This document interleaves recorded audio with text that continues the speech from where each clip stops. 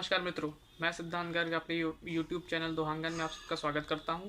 और आज हम बात करने वाले हैं अमर शहीद क्रांतिकारी चंद्रशेखर आज़ाद जी के बारे में कि कैसे उन्होंने देश को आज़ाद कराया और देश को आज़ाद कराने में अहम भूमिका निभाई और उन्होंने अपना घर बार सब कुछ छोड़ दिया और कैसे वो चंद्रशेखर तिवारी से चंद्रशेखर आज़ाद बने। तो आइए शुरू करते हैं।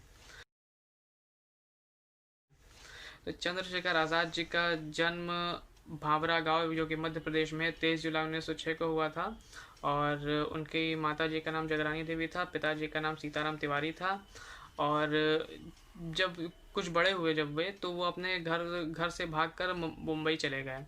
वहाँ की बंदरगाह पे 1 साल काम किया, फिर वहाँ से वापस वो बनारस आए और यहाँ आकर यहाँ की जो कॉलेज है महात्मा गांधी काशी विद्यापीठ, वहाँ पर उन्होंने एडमिशन लिया संस्कृत डिपार्टमेंट में, क्योंकि उनकी माताजी चाहती थी कि वो संस्कृत के आगे चल के टीचर बने। तो उन्होंने संस्कृत में वहाँ पे एडमिशन लिया और पढ़ाई शुरू की।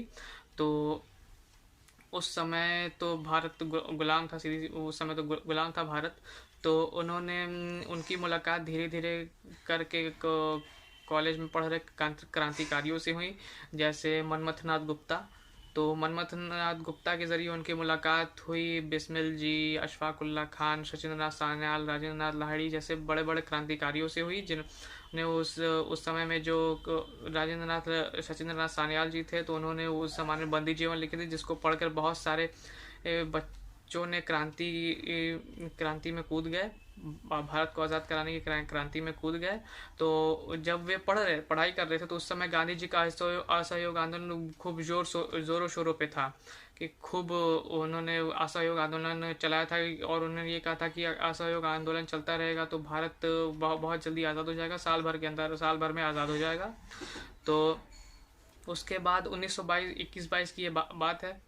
तो लेकिन चौरी चौरा कांड के बाद जब गोरखपुर के चौरी चौरा कांड में ये हुआ कि वहाँ पे 15 पुलिस वाले मारे गए, तो उन्होंने अपना असहयोग आंदोलन वापस ले लिया, जिससे चंद्रशेखर आज़ाद को बहुत धक्का लगा। और उन्होंने कहा कि अहिंसा के रास्ते से आज़ादी नहीं मिलने वाली, हमें क्रांति करनी पड़ेगी, क्रांति लानी पड़ेगी।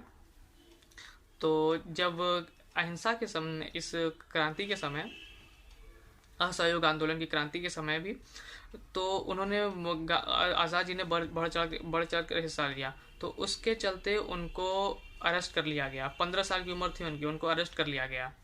फिर क्या होता है, जब उनको अरेस्ट कर लिया गया तो उनकी कोर्ट में पेशी हुई। यही काशी बनारस की बात है। तो उनकी पेशी हुई तो जज ने उनसे पूछा कि तुम्हारा नाम क्या है। तो उन्होंने कहा आज़ाद। तुम्हारे पिताजी का क्या नाम है? तो उन्होंने कहा स्वतंत्रता। तुम्हारी माता जी का क्या नाम है? वो बोला भारत माता। तुम रहते कहाँ हो? कहा जेल खाना। दोबारा पूछा नाम आज़ाद, पिता का नाम स्वतंत्रता, माँ का नाम भारत माँ, रहते कहाँ हो? जेल खाना। तब जज को ये लगा कि ये तुम अदालत की तौहीन कर रहा है, इसकी अवमानना कर रहा है, अवहेलना कर रहा है। तो उन्होंने आज़ाद जी को 15 करोड़ की सज़ा सुनाई। 15 करोड़ की सज़ा सुनाई और ये कहा आज़ाद जी से कि तुम्हारी सज़ा माफ़ की जा सकती है अगर तुम माफ़ी मांग लो। तो आज़ाद जी ने कहा, आप सोचिए ज़रा, उस 15 साल के बच्चे ने ये कहा कि चाहे तुम मुझे 15 करोड़ की जगह 100 करोड़ की सज़ा दे दो, लेकिन मेरा देश छोड़ के निकल जाओ।